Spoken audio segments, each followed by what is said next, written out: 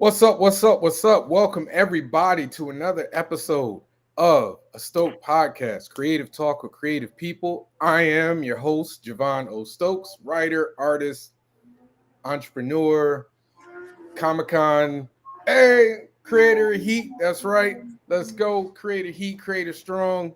I am extremely happy. No, for those who watch the show, you guys know normally I bring people in, and we do all that. Nah.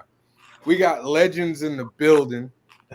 Highest selling black comic book by black creators to this day.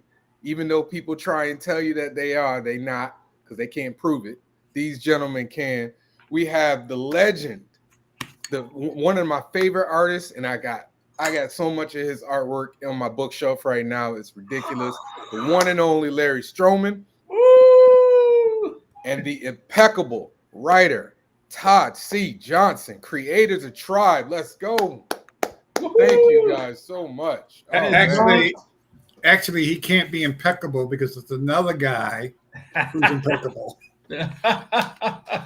I'll just be good. He's the kind of known Todd C. Johnson. There you go. Kind of known. I like that. I'm gonna use that one. Well, thank you guys for coming on, man. I'm so honored that you guys were willing to come on my show. This is my first time meeting Mr. Johnson here, but me and Larry, as I just said when he came on, I swear I've seen Larry at least, it was 3 or 4 times last year, right? Yeah, it was quite a bit. And I really don't go to that many shows. I probably go to maybe 6 or 7 shows in a whole year. I was at 4 of them. So that tells y'all how many cons I do. So happy for you guys to come on, and I'm glad to make you guys acquaintance. I was able to kind of peek in on your show on Danny Quick and Kyron Silver's show on Saturday. I was trying to get a sense of what he would ask, so I try not to ask the same questions. But I was entertained. I am one of the million plus people who have Tribe. I was trying to go look in my basement for it because all of my comics are in my basement. All my floppies are in my basement. We want to be up on the first floor with you, like on your. There ain't room, man. I literally all my stuff, and I kid you not, all my stuff is in 2 places in my house. My office upstairs is in my office, and then my closet in my bedroom. Everything else is kids and wife. I'm zeroed in on that. So the basement, we're actually about to, we're gonna finish it that'll be my man cave. And so I'm, once the man cave is set, then I'm hanging up all my comics and everything like that. And we want to be there. Oh yeah. Oh, absolutely. Listen, like most other, and when you do that, don't forget to have that poster of Scarface. Oh man, I've only seen Scarface like once or twice, and I thought it was okay. Well, get the lady from Jamaica poster. There you go. Get that one. Are you trying to mess me Ohio up? Players. Get the Ohio Players, honey. Now you do understand. I have a family member on the Ohio Players. Oh yeah, I did not know that. Yes, Otis Stokes. Okay. Yeah, that's my uncle. You're gonna have me Googling now. Oh yeah, Ohio Players. Yeah, come along and run. Yeah, I seen the gold plaque for that in my grandmother's house. Yeah, absolutely. But again, welcome. Thank you. We got a lot of stuff to talk about. But one of the first things I do for every show is I ask kind of the same question, a variation of the question, because we talk to a lot of people different. We talk to people who do movies, who do music, who do all types of things. But for comics, I always ask the same thing. And I'll start with the legend, Mr. Larry Legend. When did your love of comics begin? When I was young, I had a bad case of dyslexia. So other than watching stuff on TV, I didn't read much of anything. It was, just learning how to read was always difficult for me. We had like these set of books that we studied from when we were in school. And it'd be like 2 little kids, Dick and Jane, oh, look, Dick and Jane run, Dick and Jane. Fun with Dick and Jane. You know, I hated those books so much. Then we had the other ones we had were like the Dr. Seuss books, and some of them were good and some of them were just kind of weird. But man, when I first started looking at like actual superhero comic books, because my brother, he was a superhero fan, and it was always like a stack of magazines he had in his room, and I was always looking through those magazines. And I couldn't read it at the time, but I wanted so bad to know what was in these books. So that was the thing that inspired me to want to read. And that's how I learned how to read.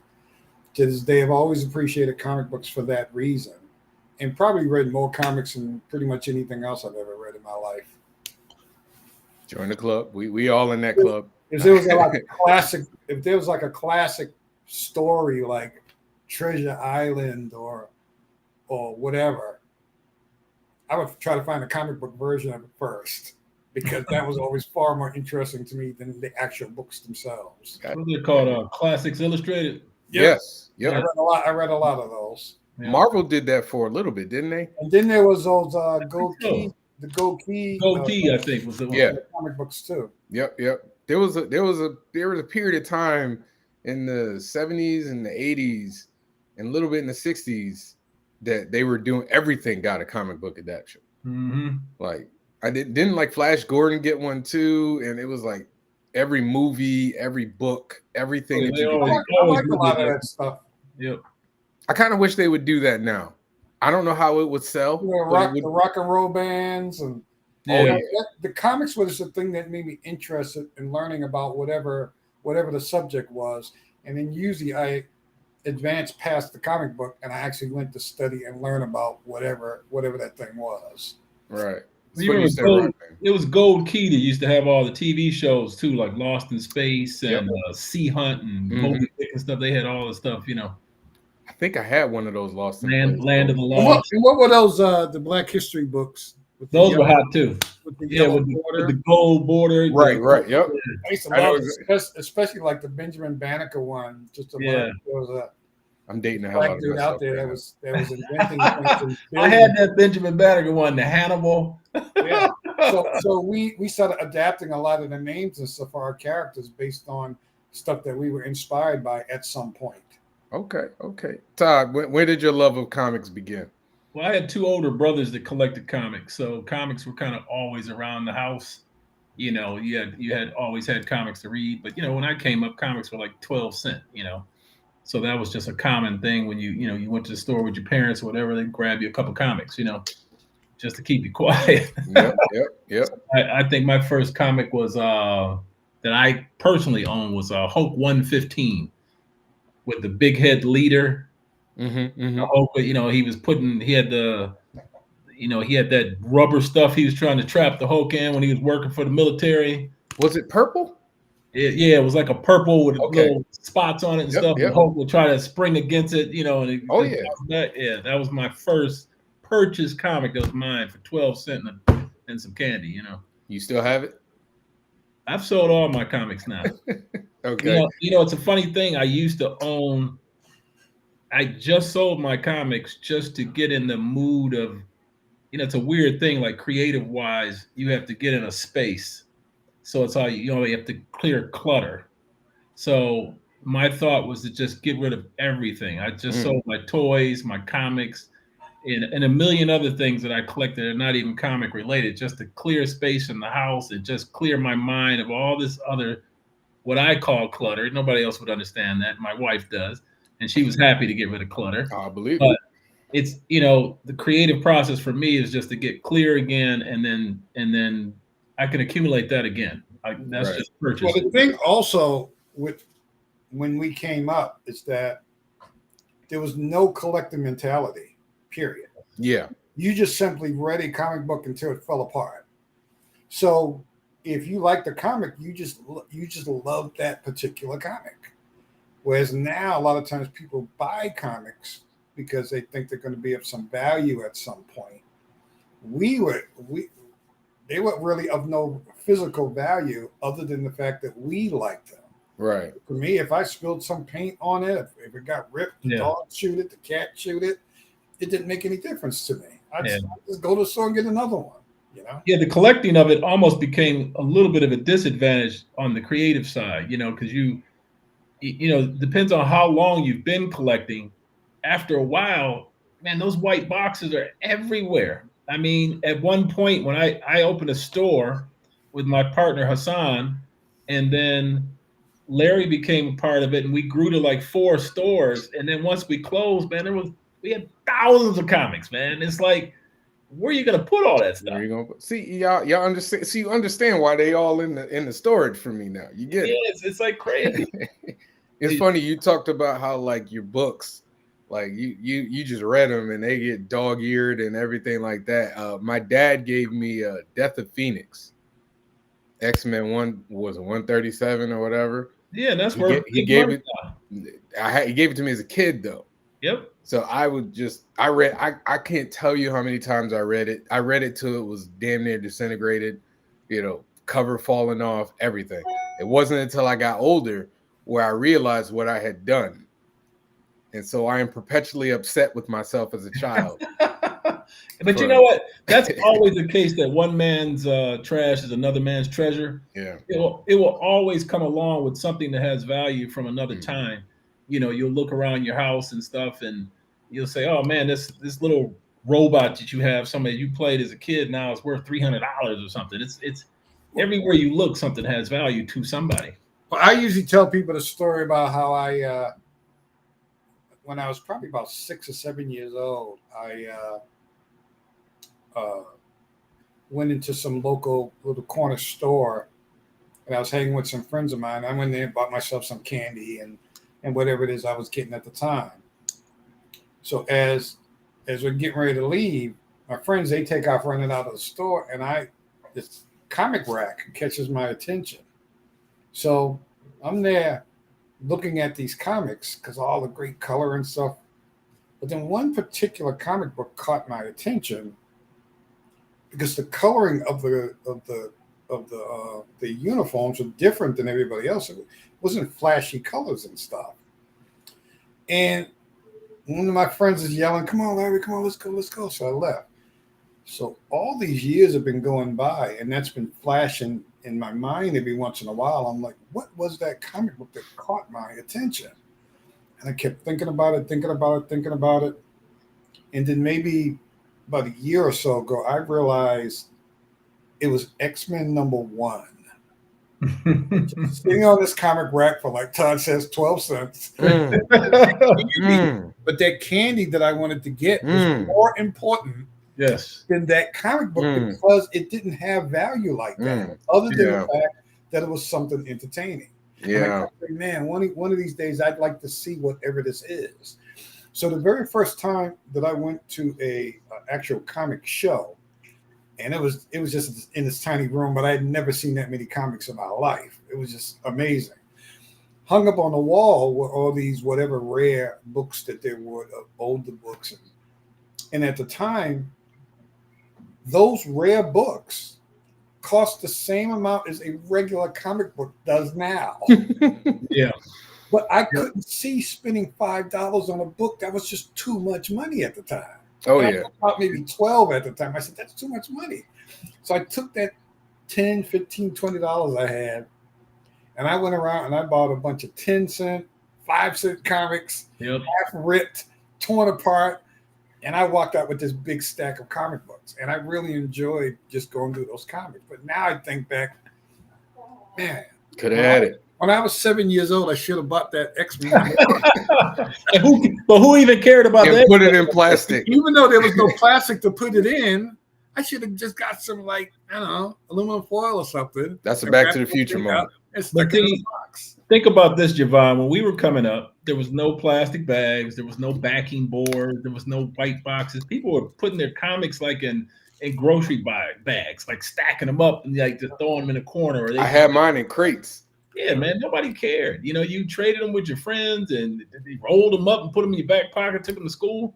But now everything, there's different type of people. There's still readers, and then there's the collectors, and then there's this category almost like the investors. Now, collectors are fine and readers are fine, but the investors now, I have friends that don't like comics, but they're buying these like sealed in the tomb saying, oh, this is the first appearance and I got this is a 9.8. And I'm like, did you read the comic? Oh, no, I've never even heard of the comic. Somebody told me to buy this. That's weird to me. Yeah. I mean, I just love comics. So it's like, I'm not, I don't have any problem with the investors or the collectors or just the readers, but it's just like, man, read the stuff. Read it first and then lock it away. Really nice guy, and he goes around a lot of shows and he buys a lot of pretty much all he buys is original art from people. And yep, you're good. Yeah. So he buys original art from people. So he buys like a lot of just kind of random things, random types of art. So when you look at his collection of stuff, it doesn't really follow any kind of order or anything. So I said to him, well, how much of this stuff do you read? He says he doesn't read any of it. He has no idea who any of these characters are, nothing. He just simply buys it because somebody else says to him that it's something popular or something that's going to be worth something at some point. And this guy shells out like thousands of dollars for it. And I'm just like, I don't get it. Couldn't be me. So we've established you guys and your love of comics and your, we've all we didn't grow up in the same times. We have a lot of the same sentiment about, the love of reading it, over the love of just collecting just to have. Larry, how did you get from have you always been an artist? Or did this something that you developed?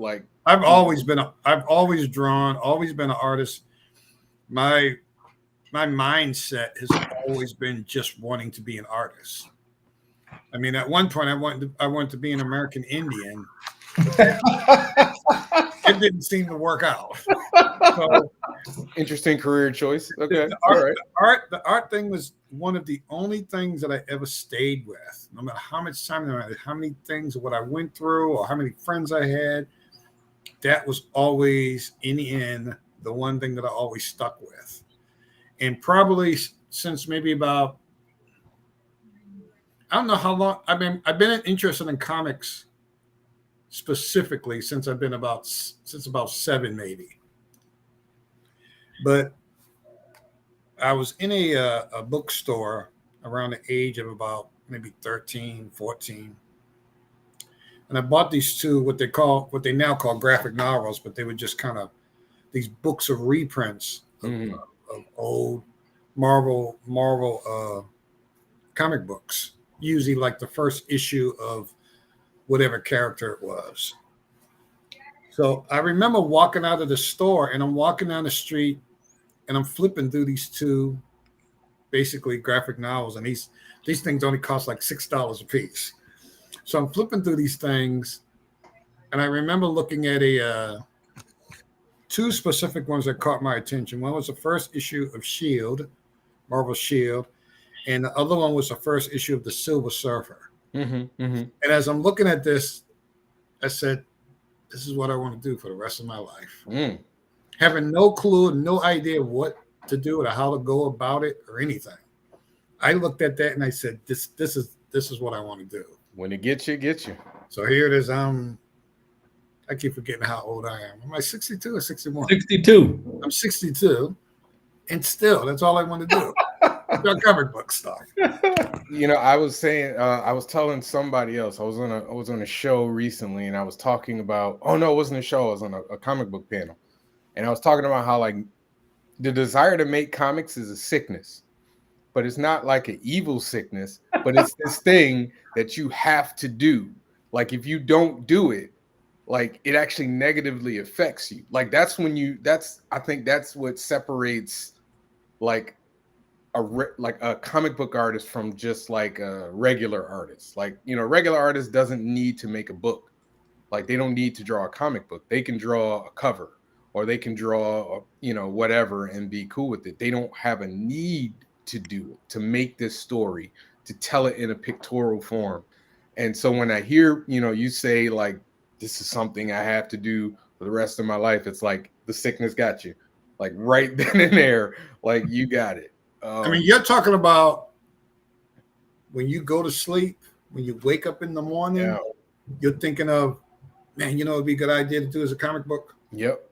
So now you have all these other mediums that people have access to, shows on the internet, Mm-hmm.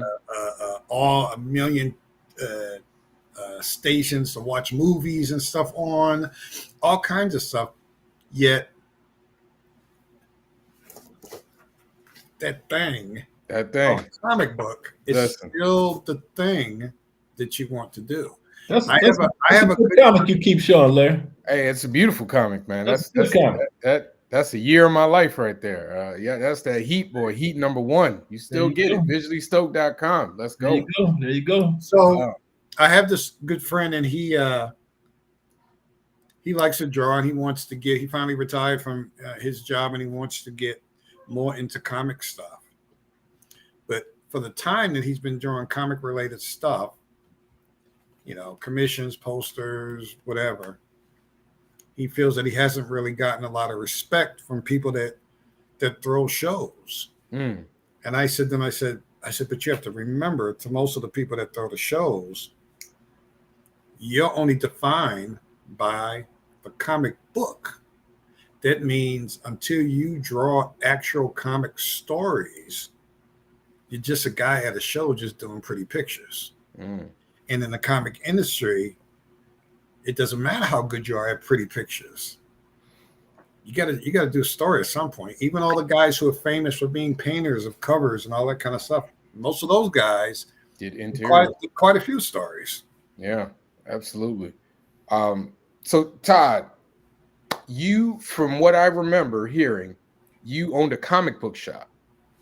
Yeah, me and my partner Hassan Nurullah opened a comic store in Ferndale, which is a very northern suburb of Detroit, called the Comics Cafe, and through that store is how we started throwing comic shows, and that's how I met Larry. We invited Larry to one of the shows, so from there, our friendship kind of grew, and through that, and through another partner of mine named Todd Ennis, we decided to expand the stores. Bought the second store, third store, fourth store, and started growing that from there and throwing more conventions. And then by the time, around the time the Tribe launched, it just got too busy, and then, just slowly started closing the stores down from there to do that. And then we just kind of like left comics, as everybody knows, we just left comics altogether. Yeah. But see, as you know, because you've done a number of comics and you got to put your life into that stuff. And the thing is, for as much effort as you put into creating these comics and producing these comics, you don't always get a whole lot back for it. You have guys who put a lot into these books, and then the best they can do is sell a handful of copies at a comic book show. And now you have different types of medium in which you can contact people, be in contact, sell stuff. But even with that, it's just like around the clock. It's around the clock work that you have to do to do this. And this just goes all the way back to just loving comics. Yeah, when I first started doing it, and I've told this story before, but when I did my first book, the first Heat book, and I remember I did like a Comic-Con. I did one Comic-Con. It was Terrific-Con up here in Connecticut. And after the con, I thought I did something. Like, I had a good con. I sold out of my books. I thought I did something. And it wasn't until I started meeting people in the industry who, and not even like people on Mr. Stroman's level. I'm talking about people who have put out indie books, who haven't worked at Marvel, who've been grinding and, saw the amount of work that they had to put into. I was like, I didn't do anything. But it's all relative, Javon. Like you said something important that a lot of people say, that they went to a con and they sold out. Okay, so that's like a subjective thing from everybody. Like, did you take 15 books and you sold out, or did you take 50, or did you take 100? Everybody's saying different things, and sometimes it's almost a misdirection. Sometimes, oh yeah, I was killing at the show, I sold out. And you say, well, how many did you sell? I brought 30 books. Okay, well, that's not a lot of books, but if that's the goal you set, then that is a lot of books. So all of that is subjective to the person. Right. Well, I was more talking about like I thought I could like rest for a second. You know what I mean? Like I could like rest on my laurels a bit, and then I realized like that was just the beginning of the work. Yeah, Like, never. I was just getting started, and I've talked to Larry about this before. Like last year I did about almost 35 events, like That's throughout the events. year, right? Like so, but that to me was trying to take it to the next level, to get my name out there, to sell books and yada yada yada. And I'm just kind of going off what Larry was saying about how much work goes into it. That's right. Sometimes you don't see it. Sometimes you have to look hard to see it. But I think sometimes marketing wise and business wise, people don't step back for a second and evaluate. For example, you said 35 shows. Okay, but sometimes people don't evaluate what the end goal is. Like you said, it's going to spread the word, get more awareness, but that might not have been the best spending of your time and money. Like unless you're factoring and seeing exactly how much you're making from each show and how much you're spending on each show, and where could that have been spent maybe boosting your social media or boosting your Instagram or your Facebook and staying home. Yeah. So I think sometimes because we love this stuff, it becomes more like a very glorified hobby. And we haven't really evaluated it business-wise and what's the best place to segment all of our efforts. And I think like 35 shows, that's a lot of shows. But did you evaluate at the end, did you reach whatever goal you were trying to reach? Like, a certain amount of people on your mailing list or a certain amount of people buying the books or whatever. How did you feel like the 35 city tour went? Well, I mean, I thought it went well. I was doing it for sales because I sell better face to face. Then and I'm getting better at the social media part. But I also did it. I was trying to also, it was also a networking thing for me. Gotcha. Right?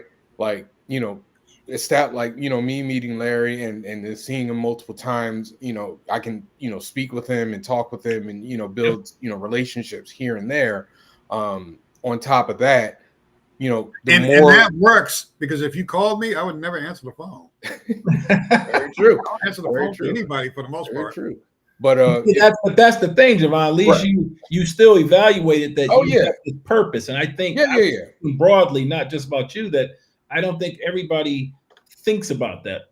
And I think if we all sit back and make a plan or whatever, I think, you could have some more success with it, Yeah, and also and like the fruits of it actually are kind of bearing fruit because I've been able to establish like relationships with cons. So now like I'm going to cons that I probably would have had to pay way more money to go to. Like I did New Orleans a couple of weeks ago.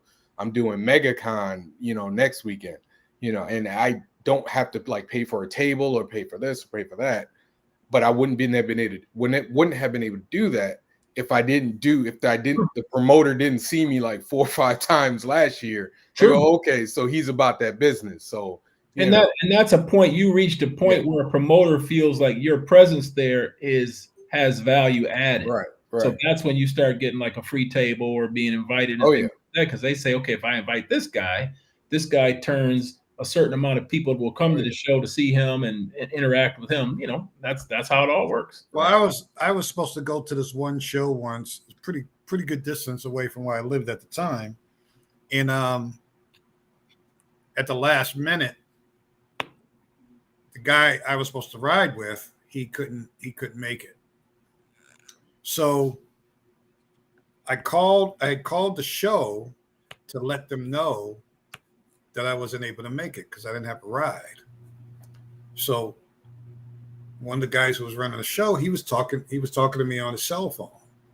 And he said, "Oh man, blah blah blah." He says, because a lot of people were looking forward to having you here and blah blah blah. And as he's talking, some guy who has a table who's behind him says, "Did I hear you just say that Larry Stroman needed a ride to the show?" Like I said, "Yeah." He said, "Shoot, I'll give him a ride." That guy jumped in his car, drove 2 hours to where I live to pick me up, to bring me back. Well, stuff like that, however little it is, would never have happened if I had not done the comic books that guy read, he liked, and remembered. So that's what I was saying to the friend I was telling you about. You have to establish yourself in this business. It's not about just going and selling 20 comic books. Yeah. It's you're establishing yourself so that when the name is said, different people know this name because they've heard this name. Right. Like, for instance, there was a number of different reasons how we ended up with the cover to Tribe Number One. But I remember saying, man, we got to do something different than what everybody else is doing. And as a result of just changing the train of thought, we ended up with not only a cover that stuck out at the time, but it's a cover that people still remember to this day, and they don't even remember the name of the book. They'll say, Tribe, isn't it that book that had that black cover with the gold on it? And we said, and we're like, yeah. So even if you didn't remember the book or the name, you remembered something about it. And that's what you want. You want people to remember. Hey, I bought that shows and thinks that they did something great because I sold like 5 copies of their book. I'm like, what's more important is just have the people that bought those 5 copies to come back the next time and buy another book from you. Yeah.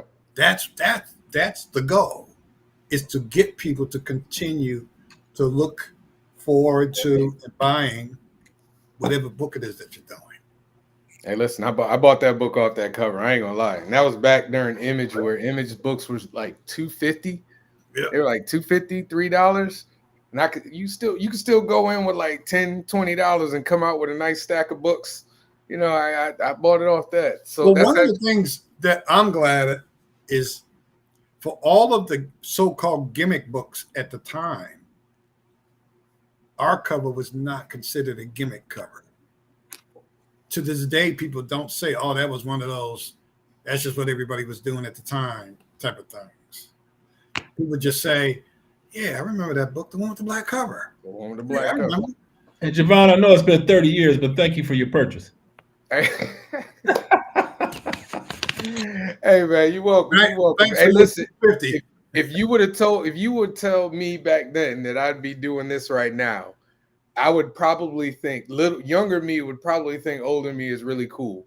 So that's what's so dope about the internet now. It's like we come up in a time you're talking about when you bought that book and we released that book. There's no cell phones, no internet, no social media. Now you're sitting here talking to two of the creators of a book you purchased, and we can talk comics, we can talk, wives, girlfriends, food, whatever the hell. Technology is incredible. Hey, listen, it's weird that Larry spoke for. We were talking. He was telling me just stories. We were at a con that was moving slow, and he was telling all kinds of stories. I was like, man, I don't want a customer to come over here because I want him to keep going. Just hit record. Just keep talking, man. I was like, I ain't saying nothing. I would just sit here and listen. I can't tell the stories online. I think a lot of them, I don't want to tell them. I think they're a little R-rated. And shout out to this Afro SF. Because he said he bought all the issues of Tribe and Access. Oh yeah. Thank you. Let's talk Tribe. Why don't you guys give me, in your words, what Tribe was and is? Oh, snap. Let's go. Let's look at that beautiful artwork. Wait, before we get into it, I have to say, as an artist, from one artist to another, this is new stuff, mind you. I know. I have always loved your use of blacks, man. I have always loved your use of blacks, and I have been a fan of yours. I don't remember I should know this, but I don't remember what issue of X Factor it was, but it was the X Factor issue with Cyber and Hell's Bells, and it was like the second issue of that storyline. And I remember, because I'm a big fan of almost I don't even like to say non-traditional artists. I like artists whose style is something that I've never seen before, it is unique, yes, and a unique style. And I remember reading this book like, Strong Guy looks awesome. I've never said that about Strong Guy ever. I loved your version of Havoc and the way you showed his power it was different than, you know, and honestly, I feel like everybody's been copying off you ever since. Like, because the way they used this power in the beginning was just to, you know, circles, you know, just in a line. And now everybody does the crazy centric circles where they're everywhere. And Well, the thing is, every artist, and this is what every artist should do. When you take over something, you should give your version of whatever that thing is. So when I got my opportunity, I had one of the rare things that anyone's ever been through in the comic industry, and it only happens every now and then, in which I got to choose not only most of the characters that were on the team, I got to choose what I wanted the costume to look like, because they didn't think, you know, that it even mattered, because they didn't think anybody even cared about that book. So I changed the costumes to whatever I wanted. I shaped the characters whichever way I wanted. And the thing is, you can either exist in this, because I think it's a mistake that a lot of people make, but some people can't really change it. You can't, to exist in this business and just do pedestrian work, your stuff just gets lost amongst all the other stuff that's coming out. When I came into the industry, I never came into it, even though I had no idea what I was doing. But whatever it was I was going to do, I wanted it to be something that people would recognize. So I began to change a lot of stuff. But I think what really helped that is because of the lack of communication with people directly. I just said, I just draw whatever I want. Now you get instant response from people. True. So I think that has kind of held some people back from doing what they might have wanted to do in a book. But at that time, I was like, let's see, I like this artist, I like this artist, I like this artist, and I like this guy over here, and I like this fine artist, and I like these illustrators, and I like these abstract artists, and I like all these people. And I said, I'm going to take this, and I'm going to take that, I'm going to take a little piece of that, and a little piece of that. And then I put it all together. And then what the goal was is to put that stuff together so that you don't recognize where I got it from. Mm. And that's when people say, oh man, where does your style come from? I said, it comes from the same place that everybody else gets their stuff, except I just took other stuff. You might practice drawing pictures that somebody does of the Hulk busting through walls and stuff. Whereas I'm trying to figure out, where did that guy get that garbage that's around the Hulk? And how did he decide to do that, the clouds in the background? I said, so what I'll do is I'll take those clouds, and instead of drawing them as a swirly thing, I do them angular. Mm. And that's how my mindset was with everything. So when I went to design the X Factor costumes, I was looking at European magazines. That stuff is easily accessed now, but at the time, you had to go to specific stores to find this stuff. Mm-hmm. And I'd go in all these weird fashion magazines and stuff, and I started just picking bits and pieces of stuff out of there. Now, there was something I used to do, and I probably should go back to doing it because it was very relaxing. I would always get excited when it was garbage day in whatever city I lived in. Because what I would do is I would go out and I'd collect these stacks of newspapers and magazines and all this kind of stuff. And I'd come back home and I'd shred those things. I'd rip the pages out. I'd cut a bit of pieces of this and piece of that. And then I would glue them to these 8.5 by 11 sheets of paper. And I'd make these like collages of just stuff. And then I would take like a drill and I'd drill holes in this thing and I'd make it into like, I make it into a binder and make it into a book. Reference. So that as I'm drawing, I'm just flipping through this stuff, take this, take that. I like the lighting on this face. I like the way this car is designed. And I start adding all that stuff into. So what I'm doing is I'm taking my references from everywhere. Mm. Whereas now you have guys, they'll go out and they'll buy the art of Marvel Comics, how to draw comics, and then I'll buy this and I'll buy that, and they have a stack of other books, usually of one particular artist they might like. The next thing you know, years go by, you're in the industry, and and then you get mad. You're like, well, why do people keep saying that I draw like such a guy? Because you've been studying that guy all this time. That's why your stuff looks like that guy's stuff. That's why you have to learn how to break away from that. So the goal is to get your stuff to the point in which people only think of it as your stuff. And that's something that most people just, so when people say to me, oh, Larry, you're an older guy now, you've been in the business all this time, do you ever get intimidated by the young guys that's coming in? I'm like, nope. They said, well, why not? I said, because I know what it takes to get to a point where people recognize you specifically for what you do. There's not a whole lot of space for that. Yeah. And that's why you have to devote all your energy, all your time into getting yourself to the point where that happens.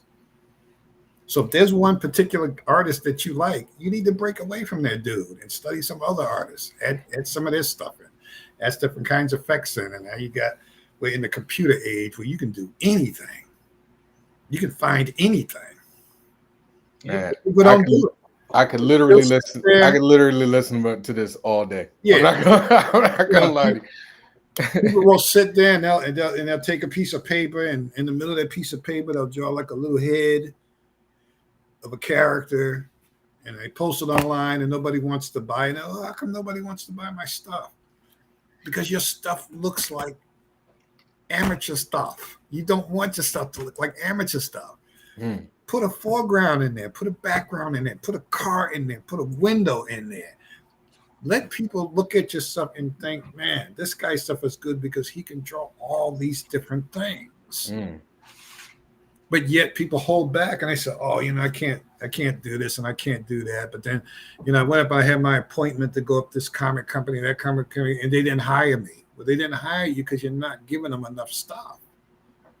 It's not even always about how good you are, because a lot of guys come into this business and have long careers that are not that good, but they give enough. They give enough that these companies can say, hey, this guy he draws fast. He has a dynamic style, and he's good at portraying these particular characters. He's good enough. Yeah. So I really could listen to this all day, but I want to talk Tribe. So I'm gonna give you Todd. I'm gonna give you the floor. Tell us about Tribe. Tell us how you guys came up with it. Like, what was the original, the origin of the idea? I mean, probably Larry got invited to do a comic with Image at the time, and Tribe was what came from that conversation of him saying, you want to do a comic, and the aspects of Tribe is just doing a superhero team of all the things that we like in comics. It's like there's nothing unique about people's powers in comics. It's just how you choose to display them. I mean, we have a guy that runs fast, but we both like professional boxing. So we decided to say, how dangerous would a guy that really knows how to fight be at speed? If he's, not just running around, he is a violent dude that really likes to cause pain, and now he has super speed. That would be a very dangerous combination. So a lot of the things of all the powers of these characters just came out of conversations of, just like Larry said, from all over the place. Things from our childhood, things we laughed about in a cartoon, things we saw in a movie.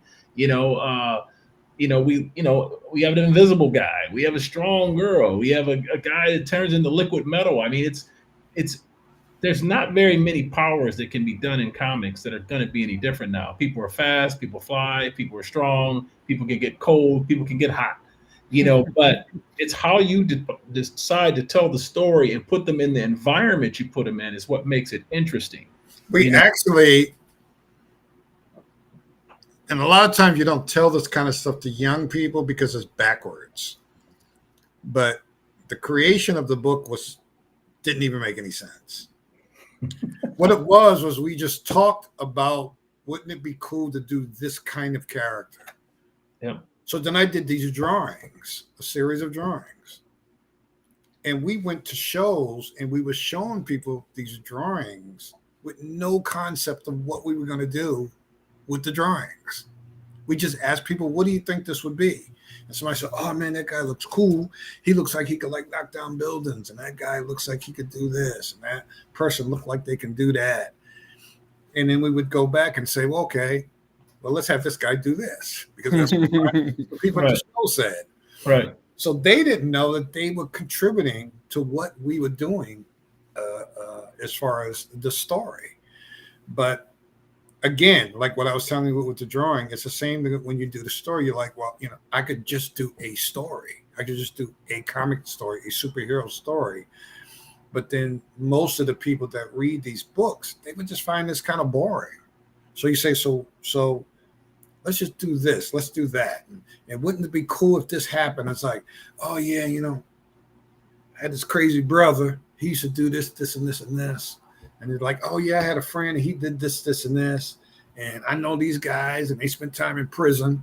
And I know this guy. He went deep sea diving. And we know this guy, and he, would rob banks or whatever. So you start taking bits and pieces of all that life stuff, and you start adding it in. And I think people respond to that. Just like when we watch a good movie, we don't sit there and say, oh, this guy went by the system of putting together a story. What he did was he had an idea for all this crazy stuff, and he just happened to fit it within a story. Okay. That's the thing. When you come up with that, Javon, we came up with dozens of characters. And, people, one of your, viewers even asked, is Tribe going to pick up where it left off with the characters that were in there? Or they're going to be new characters? Well, we had dozens of characters planned. We only did 4 books. So, yes, there's going to be new characters, but we got to still flesh out what you're calling the old characters. And I know it's old because it's 30 years ago, but as far as we're concerned, it's just 4 books. So there hasn't been even a lot of development of those characters being introduced, So, you will see some of your old favorites, like whether it be Rosalind or Hannibal or a Blind Spot or Shift. But, we'll just give you a couple of new names. There'll be a character named Crush Velvet. There'll be a character named Fly Girl. There'll be a character named Brooklyn Bill, and dozens of other ones, but it's going to have to be unfolded as we pick up where we left off, which will be a continuation. It's not going to, just if you bought the 4 issues, the last issue you read, the next issue is going to come. Yes, we've been going a long time, but it's going to pick up right where we left off. Fast. Are you going to restart it from number 1, or are you going to go into number 4? Well, we did 4 issues already, so it would be going into issue 5. So numbering, we haven't decided that yet, but what you'll be reading is in your brain will be what issue 5 would have been. One of the guys just mentioned something about 1986 Mike Tyson. You see that? Oh yeah. He's exactly right. Mike, check this out. That's in Tribe. There you go. Let's go. Hey, shout out to Darius Crosby too. He knows a whole lot about comics as well. Okay. Do I know Darius? I might know him through Facebook. It's amazing how many people I know through Facebook have never met before. That's the beauty of this now. It is. You can anything you want to do. I mean, what you're doing right here is connecting multiple people out there, and then they not only watch something like this and interact, but then when you post it, it just sits there forever. And you start getting 10s and 20s and hundreds more viewers because somebody else goes and says, oh, did you see what Javon did? Or, that guy, they got in a fight on the internet, whatever. When they arguing about it, whatever, just that's how it works now, man. This is great. Well, one of the things that's still hard to kind of get with is, understand is I was at a show. So I was leaving the show, heading up to this train station. I was with my sister. So we had stopped, we sat down and we're talking for a little while. And this guy came up and he was a little ways away from us and he's talking on his phone. Like he was just sitting there, whatever. So at one point there was a pause in between me and my sister talking. So this guy gets up and he says, excuse me. He says, you're Larry Stroman, right? And I said, yeah. He says, I'm talking to my brother right now, and he's a fan of yours. He's in Iceland. He just wants to say hi. And I'm like, Iceland? I said, I don't think I know anybody had anything to do with Iceland. But that's how we're connected now. You know, you got friends. I got friends who are all around the planet, basically. And you never thought that would ever happen. And that's a whole different mindset from what we were doing back in the day, because everything was kind of this contained space of a few people at the show or store or whatever. And now it's like people all over the place. You know, one of your viewers asked about the numbering of tribe before, why we did 1, 2, 3, and then 0. You know, and there was no real definitive plan other than that we've bounced around to companies. 0 issues were popular at the time, and when we finally started with good comics, we felt like we were at kind of ground zero again. There had been some time between issue 1, 2, and 3, so we just did 0, even though 0 was actually number 4. So numbering becomes this thing that some numbering is just involved with marketing, right? Why people keep starting their comics over at 1 and things like that. But some of it should be numbered properly, but some of it is just a marketing thing. And you're trying to, everybody's goal is to sell more issues, get more attention, however you got to do it. So if the 0 issues were popular at the time, which I believe they were, that's why that was issue 0. But most people that know Tribe know that's issue 4. Todd, something we were trying to figure out, you know, has now been figured out. We got a guy that wants to do a variant cover for issue number 30. Hey, tell Kevin he gotta get to the back of the line because I'm at the front and I'm ready. I'm ready to draw my Tribe variant. All right, so Kevin, get to the back of the line. Well, Kevin Chapman, we'll have to see what he's working with too. You know, Kevin does a Black Man, Afro Avenger. Avenger. Yeah. Okay, I'll check him out. But you gotta get to the back of the line because I'm right here. I got my resume. I'm about to get it ready for you guys. You know what you like about any type of fandom or readers or whatever you want to call them are when people pick up kind of what you're putting down, you know, because you spend time, you know, trying to come up with subtle little things. And sometimes it's easy for somebody to say, oh, they love the way some big fight scene went down or some introduction to character. That's the stuff that everybody sees. But it's the little stuff. Like, you know, one of your guys was just talking about that he noticed that, you know, one of the bad guy put the Savage Dragon in time loop to put him back to the number 1 Savage Dragon. That's like a subtle little thing that everybody doesn't catch, or little things that Larry draws in the background. You know, we really enjoy when somebody comes to the table like, why'd you put that rabbit in the back in that panel?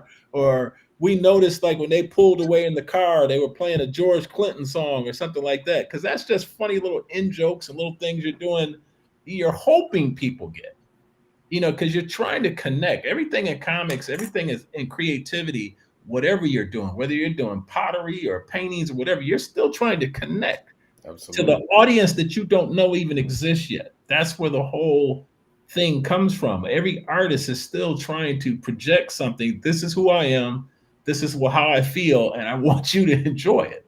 And so that feedback is how you know something works, whether somebody says they love Larry's art or they love the story or they love the joke, or we're all trying to connect. And that's a nice thing about this now. I mean, this is like a true connection. You're sitting there, we're sitting here talking to you, but then there's things being posted over here on the side. We're really not interacting with it, but you can read it. It's right in your face. Oh yeah, you know? Oh yeah. So it's very, very interactive. Cool, you know. So what pulled you guys from Image? Because I've never heard that story. Why did you stop publishing through Image and then you moved to the was it good? We went to Axis. We started a company called Axis Comics. I'm real particular about people, and if I'm not really getting along with somebody or group of people or company, I just don't really want to have anything to do with it. So we saw a lot of stuff not being done right at the time. And it was based on mostly because they were fairly new and they had to figure this stuff out themselves. So what usually happens is when people are in the process of figuring out stuff, it's always the other people that came in later on and end up being the ones who suffer for it. And I didn't want to just, I don't want to be complaining about stuff all the time or accusing people of stuff all the time. So I just say, hey, we'll just cut our losses and just walk. We got a good chunk of money for the first book that we did, and we just went off to do our own thing. That's pretty much all it is. Most of those guys, I still get along with them. A couple of them I don't get along with, but most of them I still get along with, and all in all, it was still a good decision that we made of even having them publish it. Awesome. Yeah, it's funny. I had Eric Larson on here a couple of months ago. He was like, I made more money off of Savage Dragon than I did for the cartoon that I did. He was like, that's how good Image Comics was at the time. So it's just I'm always interested in talking to people who were in the thick of that era, because that's, for me growing up during the 90s, every Image book that came out you had to buy. Like I didn't even care what some of the stuff was. I was like, man, it's Image. I got to try that. Did you get Troll? I probably did. Hey, Darius asked a question saying that in the 90s that everybody was able to get the book Tribe, number one, but the stores were having great difficulty getting the books 2, 3, and 4 because of the lower print run. Now, that's kind of an oxymoron. Like, it's not, the stores don't have any problem getting a hold of something. If you're in the catalogs, like at that time there was Diamond and Capital, the books 1, 2, 3, 4, all of them, or 0 as we call it, they were all in the same catalog. Now the decision is always in the hand of the retailer of how many books they're going to order. That's what decides the print run. So it's not like the book was hard to get.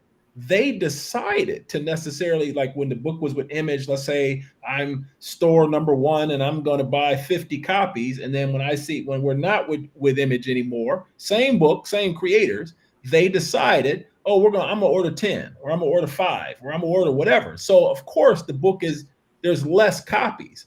I mean, we had stores that would sell out of the book, and we'd ask them, "Oh, do you want more issues of 2 or 3 or 0?" And they'd say, "Oh no, we got enough." I'm like, "Well, you just said you sold out." Yeah, we sold how many? So that's all that's the business of however they choose to do it. You have no control over that. I was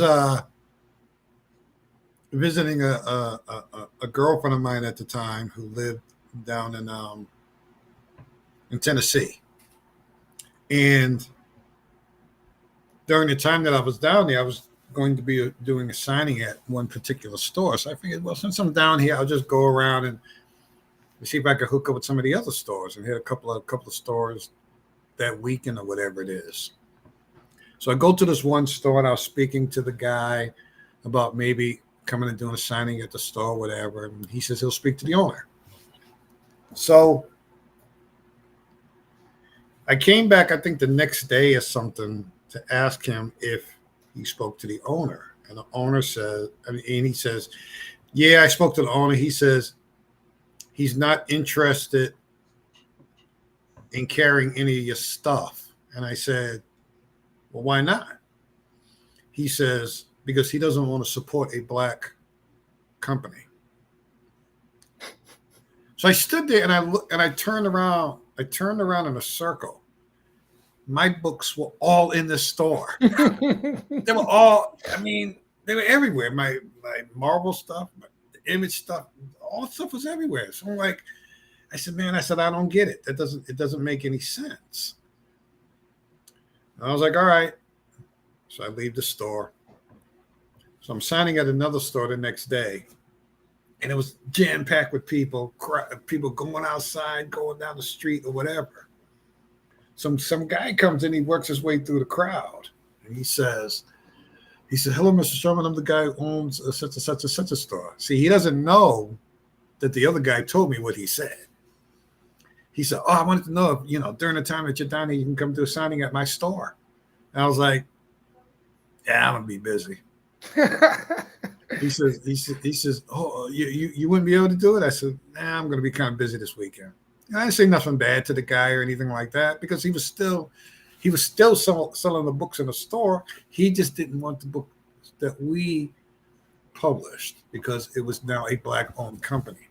This is the kind of stuff that you deal with that you don't even know exists, because most people I know who've had anything to do with the comic industry, they feel that there's something special about the comic industry and that everybody likes everybody and everybody supports everybody, and it's just not the case. And that's just one story he's telling you. You have to imagine this is the early 90s. I mean, we could tell you dozens of stories, and it's like, that's the difference. It's almost, I'm sure some stuff still exists, but it's almost refreshing to see how many black publishers and Black creators are out there. There's even Black conventions and all sorts of stuff. Now, we sometimes sit there and laugh about it like, man, some of the stuff that we went through at hotels and in airports and all kind of crazy. It was kind of kooky. It's like like that's how I thought. Larry told me when I first got into it with him and started going to shows, he said, "Trust me, you smiling now, you think you can't wait to meet all your favorite creators and all these different companies and stuff." He said, "Talk to me in a year." And that's exactly how it was. When you said, you went to 35 shows, man, we did that type of routine. We went everywhere, and the treatment was not equal everywhere. Mm-mm. And this is another sad part of the whole thing is you have this community of people who all feel as if most of them are pretty much at the same level in terms of how they appreciate it by people in the industry or fans or whatever.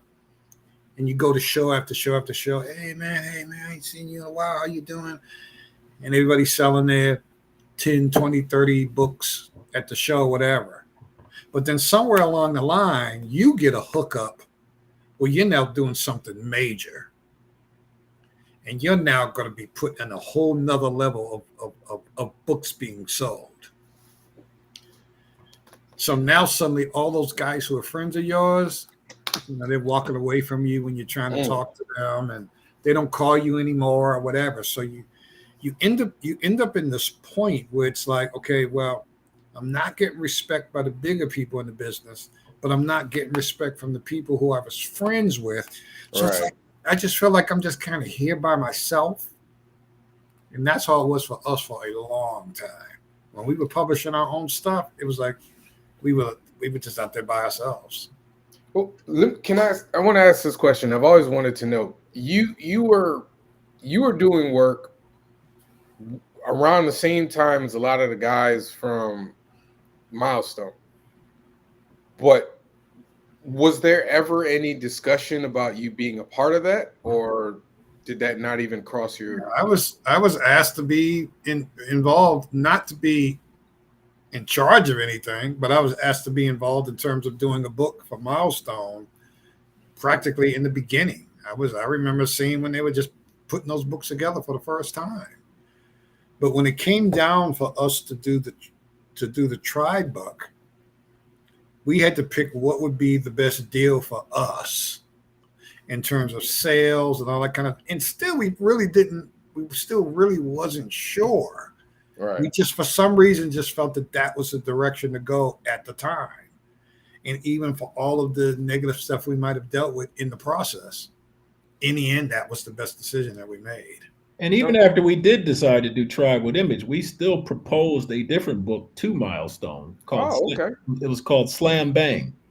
And that process, not to get into anything negative, but even that process was surprisingly difficult given what we were already doing and what we could bring to the table. That it's not this hunky-dory, happy kumbaya kind of moment where everybody tries to help everybody and everybody likes to work together. You just got to find your way.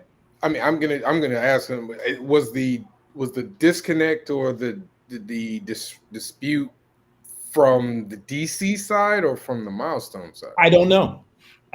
You just get resistance, so you don't know. Now, I don't understand the question you just asked. He's saying, was the pushback from Milestone or from DC proper? Like the DC company. No, I was the one who made the decision. No, I'm not talking about the first book. I'm talking about the No. Yeah, I'm talking about the Slam Bang book he's now. talking about. Well, the Slam Bang came around the same time that we were doing the tribe thing, but so much time was occupied by doing the tribe thing, you can never really get back to something else that you want to do. Okay. Most of the focus, all of the focus, was just on doing that book. And we jokingly said to people, what are you trying to do with this? We jokingly said, we're trying to make it the best-selling Black comic in history. Now, everybody says that kind of thing. But how often does that ever actually happen? We had no idea what we were doing most of the time. We were just kind of just going, hey, maybe this works, maybe this works, maybe this works. Like I said, because there was no real communication with people because of the lack of internet and all that kind of stuff. Man, we were just moving. That's all we were doing. And as an answer to Brad Arney, yeah, Slam Bang will be seen. Everything's gonna get seen again. Okay. All right. Okay. The intention is, this is like a whole thing that, it's a legacy thing. I mean, we've been sitting around for 30 years, man. There's a lot of stuff we got in the hopper. A lot of stuff to put out, a lot of stuff to talk about. Just gotta do it. Put up or shut up. Now, are you going to do this through your own label, or are you looking around for other publishers? We haven't really decided that yet. The first thing we want to do this time is not do a lot of talking about which publisher and this and promote that yet. Is just to do the actual product. Mm-hmm. So as some of the pages you just saw, the whole thing is me writing and Larry drawing. That's the nuts and bolts of doing any of it. And then figure out where we're going to go. At this day and age with the printing situation and stuff like that, we can always, print your own stuff. Right. And we have a property that I think we'd have no problem going somewhere else at all. So that's not our first thought right now. Our first thought is production and having stuff in hand. So when you say this is coming out, it actually is, So the Afro guy made a comment about Tribe and Blood Syndicate. I was actually supposed to draw a Blood Syndicate. I was going to ask. I was the very first guy who was supposed to draw that. But like I said, would have been perfect. But I just didn't have enough energy or whatever to do 2 books at the time. So the Blood Syndicate, as far as I got with that was I think I did a trading card or something. And then we just kind of migrated into devoting all our time to the tribe thing. Because I was going to say that would have been a perfect marriage of art and concept. Not that the artist, and I forgot his name, who did the original, it wasn't Cohen. Who the hell did it? Was that I can't remember. Oh, no, Ivan Reyes, right? I can't remember. Whatever. Anyway. In answer to Darius, too, says, how did it feel to sell 1 million copies? I mean, come on, man. It felt great. What? Do you guys crisscross? Thank you, Afro. Crisscross. I feel bad. I'm sorry, Chris. Sorry, crisscross. I could see the art in my head. I just couldn't get the name out. What format are we looking for? Are you looking at doing it as a graphic novel or a series? We're gonna do it as a series. The new stuff will all be done in just regular comic form, as in the regular fashion. But we are going to kind of revise, revamp, reprint, the old issues into a graphic novel. Are you going to bank a few issues first, or are you just trying to get the first one and then print that one, and then, or are you going to try and do like 2 or 3 and then go to print? No, we're going to bank a few issues first. We want to get some product in the hopper, so we're not looking at, Let's see. Kevin Chapman asks, have you guys thought of going the Kickstarter route? Why, is he going to donate if we put one up? Oh, listen, man, you ain't even gonna worry about that, man. Y'all should be able to clear whatever y'all trying to do real quick, man. Come on now. I'm gonna hold you guys to that. Hey, listen, just listen. I told you, if you need a variant cover, I'm here for that Kickstarter, man. I'm. Kevin said, "Oh yeah."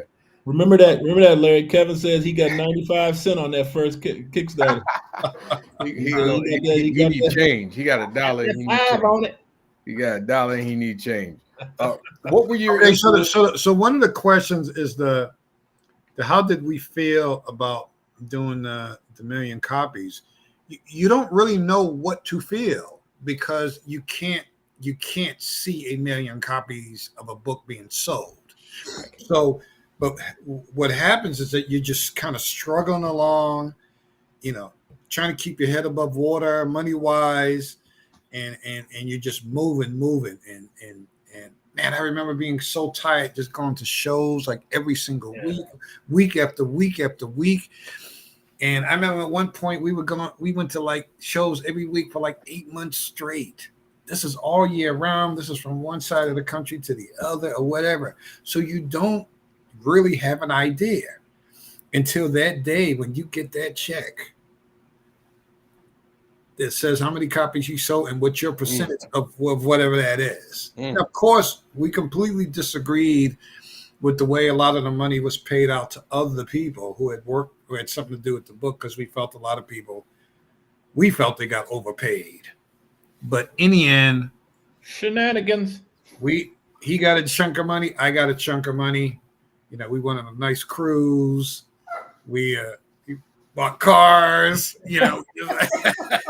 We did all this. Oh, you can't just say you bought cars and not tell us what car you bought. I just started riding. I got myself a van. I bought myself a van. I always wanted a van. So I bought a house. Yeah, he bought a house. All right. I'm sitting in it right now. I tried.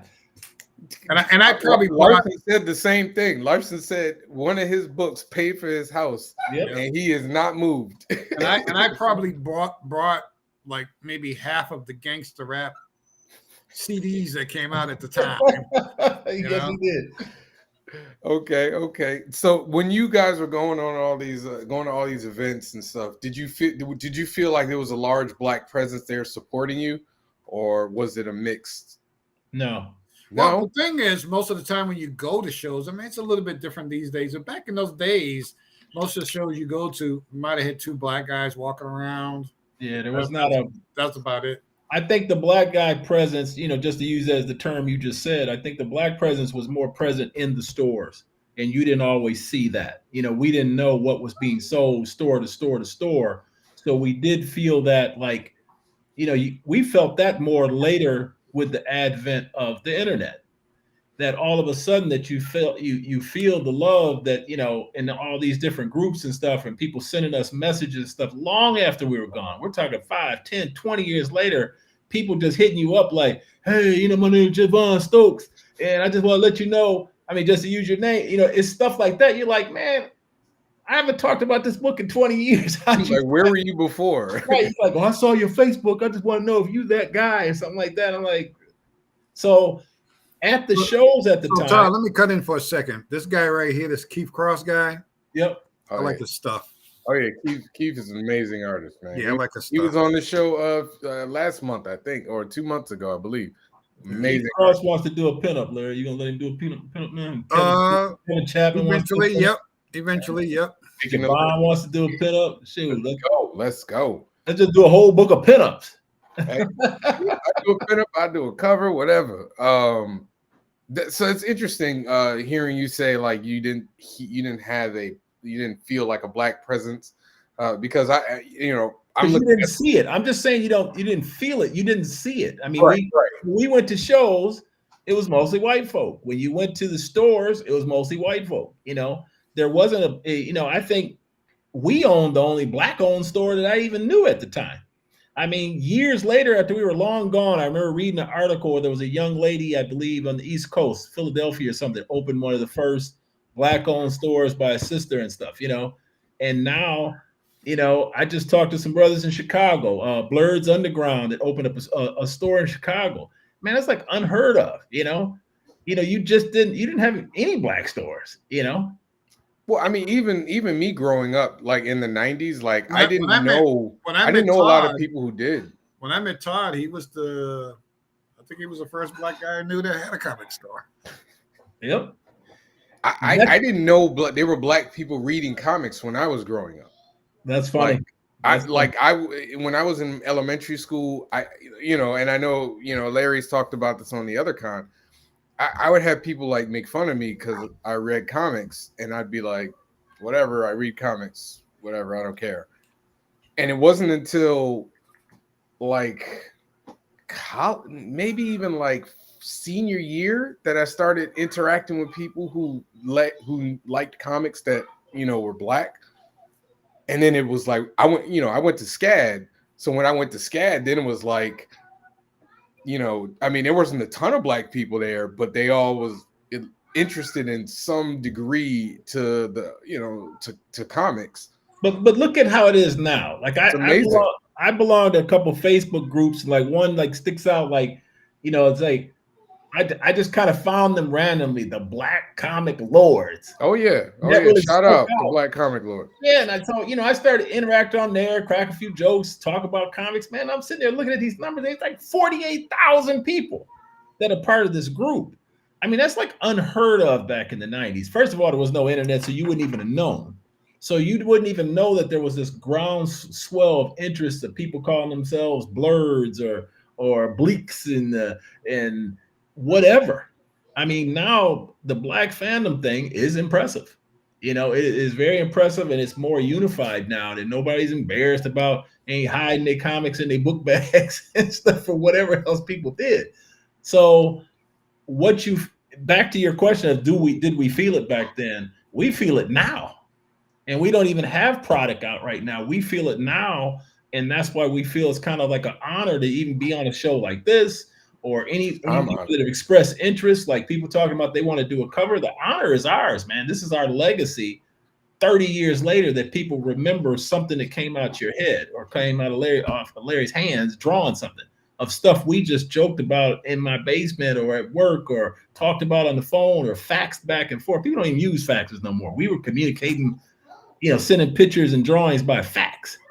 You sit there for 5 minutes waiting for one drawing to come through, and I'm like, oh shit, this is sweet. Listen, I didn't even know Larry was black until Wizard Comics. Man, I didn't know talk. I invited Larry to my comic convention. I didn't know he was black until his wife told me to look for a dude to look like Teddy Pendergrass. But then you pick him up from the airport, and I say, what? He's black, and then she busted out laughing.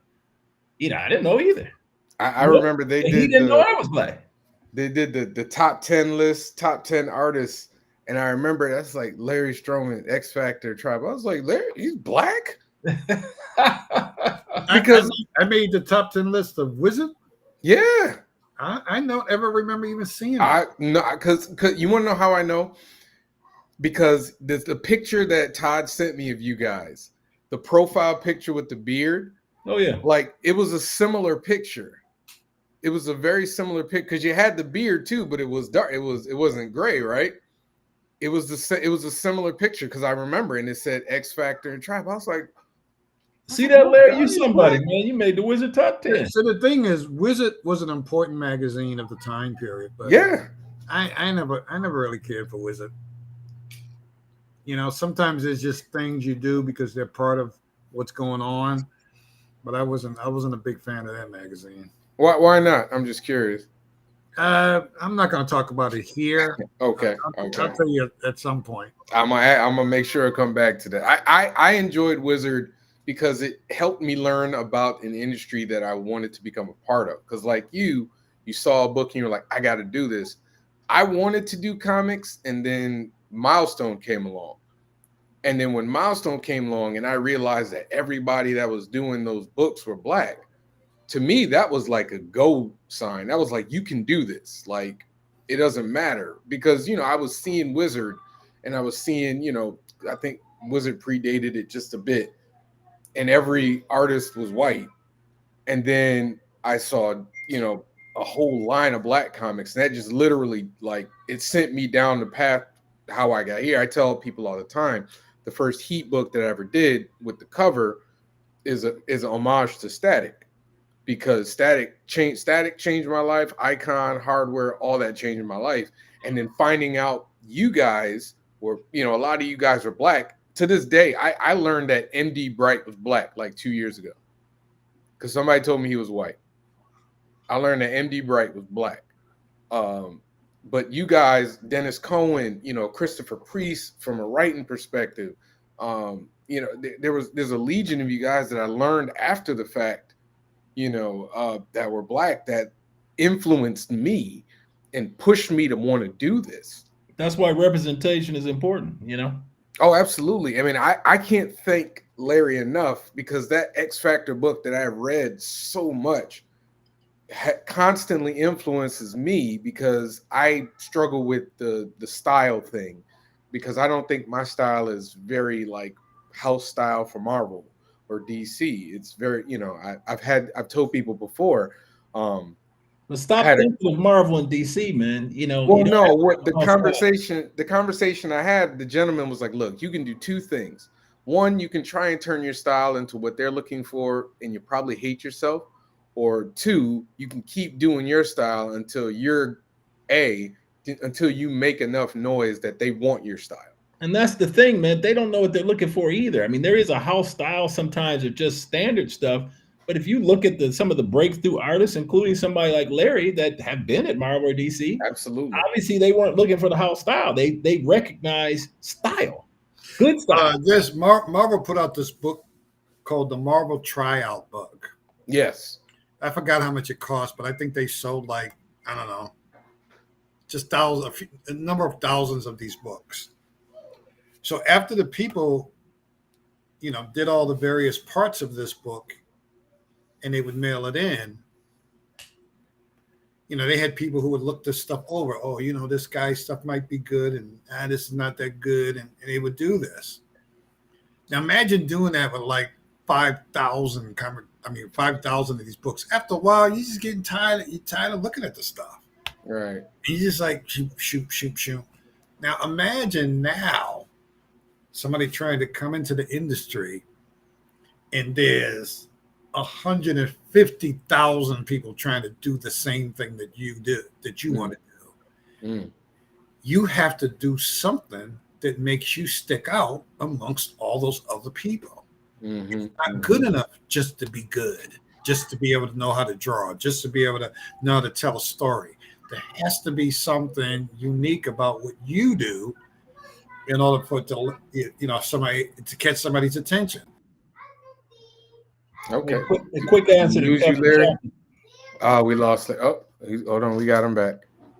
Bam. We got you. Yeah, a quick answer to Kevin Chapman, too. The older guy's name that picked up Blind Stop's name is Elias. He's the mechanic that created Hannibal. His name is Elias Banneker. Kevin's showing a super fan right now, man. Let's go.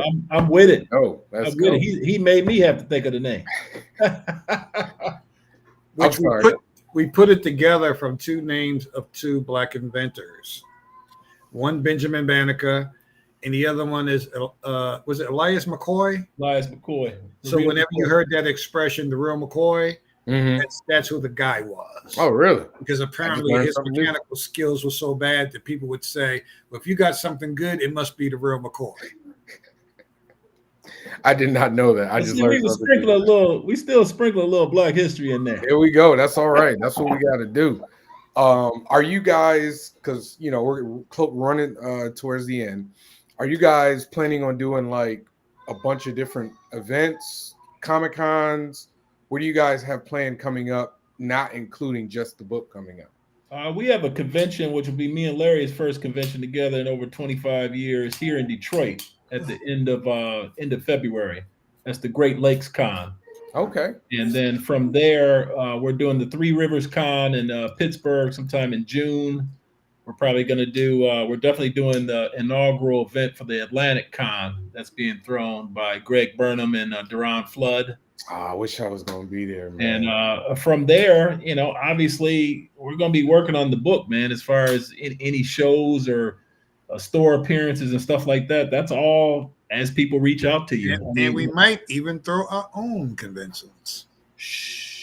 Y'all let me know. I'll be there. I travel. I travel. I wish I was going to be at the Atlantic Con. It overlaps with another con. So, well, a lot of this stuff is, things will come as they come. We're just getting the word out that we're even back together, even creating some stuff. There's been no official announcement, like you say, to fundraise or kick hard or what company or what So we're just, we're just figuring it out, man. This time around, we're just here to have some fun, have some fun, put out some product, and hope people come take the ride with us.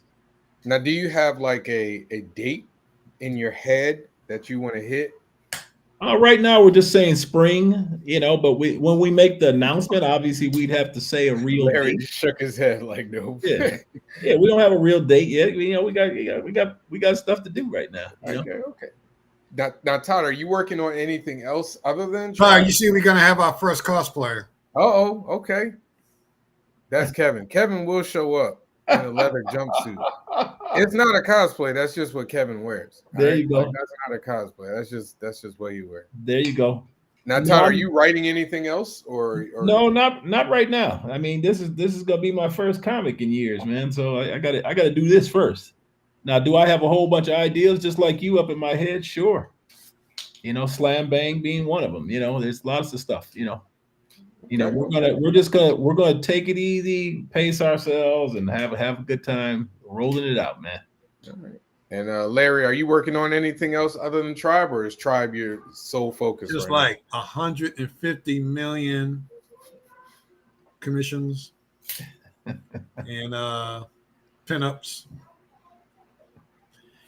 It's been really great over the years doing commissions and pinups, because what I realized is all those years that I would have spent practicing drawing little heads and hands and sketchbooks, I'm actually developing as an artist by doing the pinups and doing the other stuff. It was the same way when I got out of college.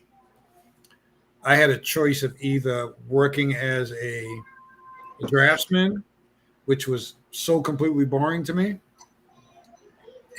or trying to pursue the comic thing. So I came to New York, had no clue of how to get into comics. And what I ended up doing was just sitting out on the street and just selling my art. And then I eventually started doing portraits and stuff. But what I didn't realize is that those few years of doing all those portraits, it made me better at drawing faces, okay, and expressions and all that other kind of stuff. It also helped me to come out of being so shy and being able to communicate with people. Okay. So I always tell artists, any situation you can get into where you can make any kind of money, that's like the best learning experience. That's better than going to any school. Because remember, you go to school, you pay for the school. But when you go do that, you're making money while you're trying to learn at the same time. Yeah, there we go. Wise words. So before we go, I'm going to tell my Larry Stroman story, because I promised I was going to do this. I don't remember which con it was, all right? But it was the first time I met Mr. Stroman. I went over to his table. I said hi. He was very cordial to me. He's like, hey, how's it going? He was drawing. He goes, what are you doing here? And I was like, yeah, I got a book. I'm over there. I'm like a couple tables over, He's like, oh, okay, all right. Oh, okay, all right. Well, I might come by and see you. I was like, okay. So he comes over to the table. He goes, what you got here? And I'm like, this is my character Heat. I got my first issue here. Da da da da da. And so he's like, all right, I'll take the first issue. And I was like, all right, here you go. It's so I'm in a habit, right? So when I'm talking to customers, like I habitually say certain things. So I was like, yeah, but I got these other books over here to trade. He's like, just give me the book. And he put the money down and walked off. I was like, oh my God, I just pissed off Larry Stroman, and I didn't mean it. I sat there the whole time like, oh my God, because you were leaving. This was at the end of the con, and he was leaving. I was like, man, I just pissed off Larry Stroman. You did exactly what you were supposed to do. You trying to sell up and sell out. So the next time I saw him, I was like, this dude's not going to want to say hi to me, but I'm going to say hi anyway. And to my surprise, I got the warmest greeting that I ever got from anybody from him. He's like, hey, man, it was good to see you, man. I remember you from last time. That's because I have a short memory. And I didn't remember the first meeting. But now that you reminded me. No, it's done. It's over. Say, write it down. And that's all right. I just remember the first time I was like, oh my God, I just pissed off Larry Stroman. And I didn't even mean it. But you know what? He's been a gentleman and a scholar to me every time every time I've seen them, and I can't wait to see you guys again. I hope to get to see you guys this year. I don't know if our con schedules are overlapped. I'm gonna try and do what's the big show in Detroit? Motor City. Motor City. I'm trying to do that this year. So I don't know if you guys are trying to do that, but I'm gonna try to do that one. Well, if you come to Detroit, whether we're doing that show or not, reach out, man. Absolutely, we can man. break bread. I can show you around, whatever. Oh yeah. I've never been to Detroit, so I'm trying to go to a lot of places. I've never been this year. I did New Orleans. There's a few other places that I'm trying to do. I'm trying to spread out and up. That's been my. I'm gonna tell my quick Larry Stroman story, man. I'm listening. Let's do it. Met Larry. I met Larry. I invited him to a show, and this was back when you just told people what gate to meet him at. And Larry came out. He was with Bart Sears and an artist by the name of Richard Case that was on Doom Patrol. Oh, I know Richard. Yeah. Bart Sears was, I believe, on Justice League America at the time. Mm-hmm. Justice League Europe, I believe it was called, whatever it was. There were two other guys too, right? Yeah. And then so these guys are coming out, and I had the car, and we're all walking towards the car, and they were like, "Which car is yours?" And I pointed at the car, and we're all walking. Now Larry was not the first one; he was probably about the fourth. I think Bart Sears was fourth, the second one. So I went around the driver's side. Bart Sears started heading towards the passenger seat on the driver's side, and Larry was behind them. So all of a sudden, Larry stopped, and he said, "Hey." And I looked because it kind of startled me at first. What were they talking about? He said, "I'm taking the front." And then Bart Sears and the other guy were just looking. They looked at Larry, and then they looked over at me. I just started chuckling, got in the car, man. They moved out the way. Larry climbed in the front seat, and they got in the back. So we all drove into Detroit because the airport's about 30 minutes away from there. So we went and had something to eat, and we talked a little bit and stuff. And remember before then, you would say, "Well, what do you all want to eat?" Yeah, I said, "What do I want to eat?" So Larry chose what was going to be eaten. I said, "I'm going to eat a hamburger." Yep. So we went and got that. So I was dropping them off at the hotel.